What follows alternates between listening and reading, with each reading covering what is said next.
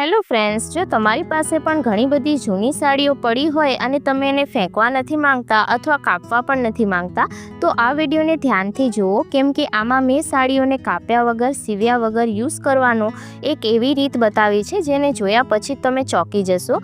એ પણ આપણે એનો યુઝ કરીશું વેલણ સાથે. તમારે ના સાડીને કાપવાની છે ના સીવવાની છે, વેલણની મદદથી બનાવીશું ખૂબ જ સુંદર ચીજ. તો ચાલો શરૂ કરીએ. તો અહીંયા મેં 2 સાડીઓ લીધી છે. આવી સાડીઓ આપણી પાસે ઘણી બધી પડી હોય છે. તમે કોઈ પણ જૂની સાડી લઈ શકો છો. ઘણીવાર આપણી પાસે એવી સાડીઓ હોય છે જે પહેરીને ખરાબ થઈ જાય છે, જૂની થઈ જાય છે અથવા વધારે સસ્તી હોય, જેમ કે કોઈ લગ્ન પ્રસંગમાંથી આપણને મળી હોય જે પહેરવા લાયક ના હોય, એનો આપણે અહીંયા ઉપયોગ કરી શકીએ છીએ. પણ થોડી પ્લેન સાડીનો ઉપયોગ કરવાનો છે, વધારે વર્કવાળી કે એમ્બ્રોઇડરીવાળી સાડીનો ઉપયોગ નથી કરવાનો. હવે જે સાડીનો એક બાજુનો છેડો છે ત્યાં આપણે પ્લેટો લગાવી લેવાની છે આ રીતના. અને અહીંયા બહુ મોટી પ્લેટો નથી લગાવવાની, નાની નાની પ્લેટ વાળવાની છે. મેં જેવી રીતે લગાવી છે એવી જ રીતે પ્લેટો લગાવી લીધા બાદ આપણે એને રબર બેન્ડથી સિક્યોર કરી લેવાનું છે, જેથી એ ખુલ્લી ના જાય.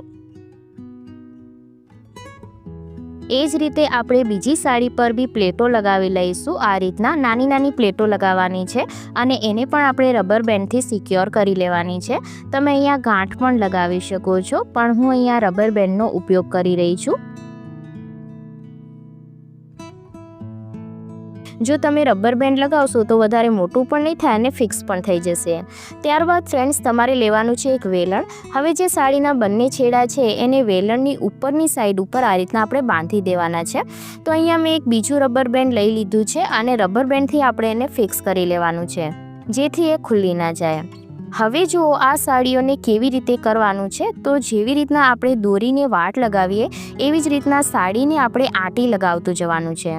જેમ આપણે વાળમાં પ્લેટ્સ બનાવીએ એવી જ રીતે. 2 લોકો હોય તો આ કામ ખૂબ જ સરળ થઈ જાય છે. તમે વેલણ કોઈને પકડાવી શકો છો, પણ અહીંયા હું એકલી બનાવી રહી છું. આગળથી સાડીને આંટી લગાવતું જવાનું છે અને પાછળથી સાડી છે એ ગૂંચવાય નહીં એનું ધ્યાન રાખવાનું છે. જો તમે પહેલાંથી જ સાડીને આ રીતના આંટી લગાવીને રાખશો તો ફક્ત 5 મિનિટ લાગશે તમને બનાવતા. સાડીને આંટી લગાવી લીધા બાદ શું કરવાનું છે એ પણ હું તમને આગળ જણાવું. પણ ત્યાં સુધી તમે આ વિડીયો કયા શહેરથી કે કયા ગામથી જોઈ રહ્યા છો એ મને કોમેન્ટ કરીને જણાવજો, જેથી મને આઈડિયા આવે કે મારો વિડીયો ક્યાં ક્યાં લોકો સુધી પહોંચી રહ્યો છે.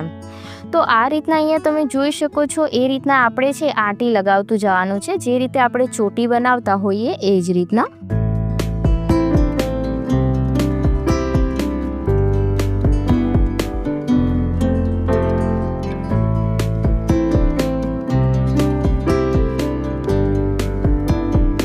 તો અહીંયા તમે જોઈ શકો છો મેં એને ચોટીની જેમ તૈયાર કરી લીધી છે.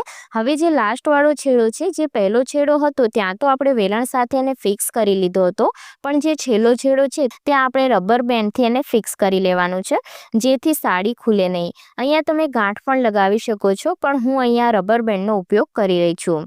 હવે આપણે આને સાઈડ પર મૂકી દેવાનું છે. તો અહીંયા તમે જોઈ શકો છો પૂરી સાડી પર મેં આ રીતના આંટી લગાવી દીધી છે. હવે શું કરવાનું છે કે જે વેલણ આપણે પહેલાં લીધું હતું એ જ વેલણને આપણે ફરીથી લેવાનું છે.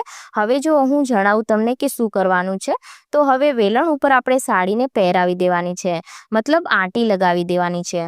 પૂરા વેલણ ઉપર સાડીને લપેટી દેવાની છે. વેલણ ઉપર પૂરી સાડી છે એ આવી જવી જોઈએ.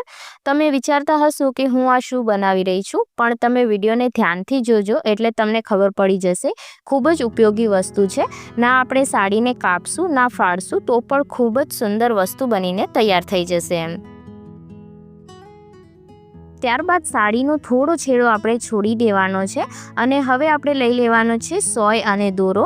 તો અહીંયા તમારે જો પરમનન્ટ ના બનાવવું હોય તો તમે આ રીતના કપડાની પટ્ટીઓ પણ લઈ શકો છો. એનાથી પણ તમે ગાંઠ લગાવી અને એને ફિક્સ કરી શકો છો, પણ હું અહીંયા પરમનન્ટ બનાવી રહી છું. ત્યારબાદ આપણે આ રીતના 2 થી 3 રાઉન્ડ એને લઈ અને ત્યારબાદ સોય અને દોરાની મદદથી એને આંટી લગાવી દઈશું, જેથી એકદમ સારી રીતના ફિક્સ થઈ જાય અને આગળથી એ ખુલે નહીં. તો અહીંયા સોય દોરા દોરાની મદદથી એને સીવવાથી એકદમ સારી રીતના ફિક્સ થઈ જાય છે. તમારે અહીંયા કોઈ પણ લેસ હોય જૂનો પડ્યો હોય તો એની મદદથી તમે ગાંઠ લગાવી શકો છો, જેથી તમારે જ્યારે પણ સાડીને જરૂર હોય અને ખોલવી હોય તો તમે આસાનીથી એને ખોલી પણ શકો છો. તો હવે આપણે આ રીતના બધી જ સાડીને રાઉન્ડ ફેરવતું જવાનું છે. શરૂઆતમાં થોડુંક તમને ડિફિકલ્ટ લાગશે, પણ જેમ જેમ તમે બનાવતા જશો એમ તમને આસાનીથી સમજ આવી જશે કે આને આપણે કઈ રીતના બનાવવાનું છે. તો આ રીતના આપણે છેલ્લે સુધી એને ફેરવતું જવાનું છે અને છેલ્લે જે આપણે રબર છે એને કાઢી લઈશું અને આપણે ફરીથી જે છેલ્લો સાડીનો છેડો વધ્યો છે ત્યાં પણ આપણે આંટી લગાવી અને એને પણ આપણે સારી રીતના ફિક્સ કરી લેવાનું છે. તો એને આપણે આ રીતના અહીંયા ફિક્સ કરી લઈશું અને સોય અને દોરાની મદદથી આંટી લગાવી દઈશું. તો સોય અને દોરાની મદદથી શું થશે કે એકદમ ફિક્સ થઈ જશે અને ખુલશે પણ નહીં. તો આપણે એક શરૂઆતમાં ટાંકો લગાવ્યો છે સોય દોરાનો અને એક આપણે લાસ્ટમાં લગાવ્યો છે. હજી આપણે વચ્ચેથી એને ચારે બાજુથી સીવવાનું છે સોય દોરાની મદદથી, જેથી આપણે એને વોશ વગેરે કરીએ તો પણ એ ખુલે નહીં. પરંતુ આપણે સ્ટાર્ટિંગમાં અને એન્ડમાં પહેલાં લગાવી દેવાનું છે, જેથી આપણને એને આંટી લેવામાં આસાની રહે. તો હવે શું કરીશું કે આપણે એક્સ્ટ્રા જે દોરા છે એને કટ કરી લઈશું, જેથી ફિનિશિંગ સારું આવે. હવે આપણે ચારે બાજુ એને સોય અને દોરાની મદદથી સીવવાનું છે. તો શું કરવાનું છે કે થોડા અંતરે આપણે એક સેવો લઈ લેવાનો છે. તો વધારે અહીંયા તમારે સિલાઈની જરૂર પણ નહીં પડે. જો તમારી પાસે કોઈ જૂના દુપટ્ટા પડ્યા હોય તો એમાંથી પણ તમે બનાવી શકો છો.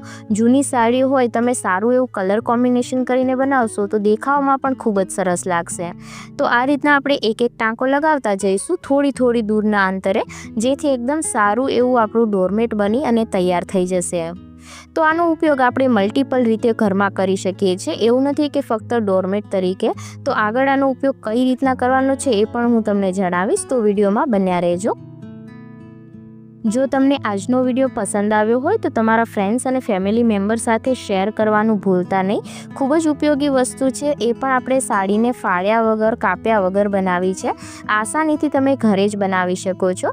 તો આ રીતના આપણે ચારે બાજુ સેવા લેતું જવાનું છે. તો આને બનાવતા વધારે સમય પણ નથી લાગતો.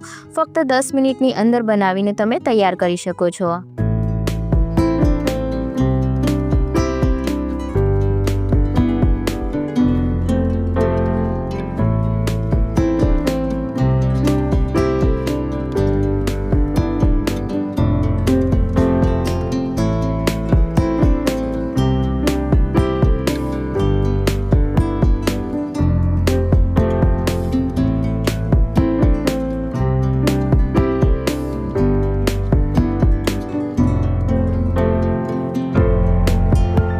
તો અહીંયા આપણે ચારે બાજુ સીવી લેવાનું છે. તો અહીંયા મેં ચારે બાજુ એને સીવી લીધું છે.